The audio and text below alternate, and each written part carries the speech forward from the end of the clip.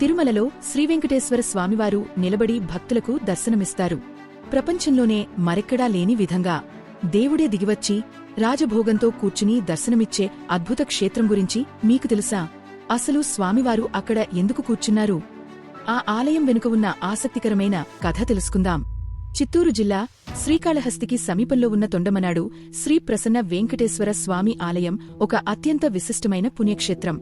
శ్రీనివాసుడు పద్మావతి అమ్మవారిని వివాహం చేసుకున్న తర్వాత ఆ వివాహానికి ఆకాశరాజు సోదరుడైన తొండమాన్ చక్రవర్తి అన్ని ఏర్పాట్లు చేశాడు.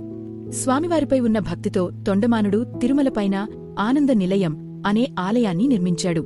తొండమానుడు ప్రతిరోజూ తిరుమలకు వెళ్లి స్వామిని దర్శించుకునేవాడు. కాని వృద్ధాప్యం వల్ల ఆయన కొండపైకి వెళ్లడం కష్టమైంది.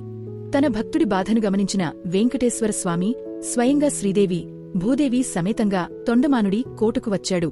అక్కడ భక్తుడి పూజలు అందుకుని అతని కోరిక మేరకు అక్కడే కూర్చున్న భంగిమలో స్థిరపడిపోయాడు. ఈ ఆలయాన్ని తొండమాన్ చక్రవర్తి నిర్మించాడు. ఇది ఆయన నివసించిన కోట ఆవరణలోనే ఉండేదని పురాణాలు చెబుతున్నాయి. ప్రస్తుతం ఈ ఆలయం తిరుమల తిరుపతి దేవస్థానం టీటీడీ ఆధ్వర్యంలో ఉంది.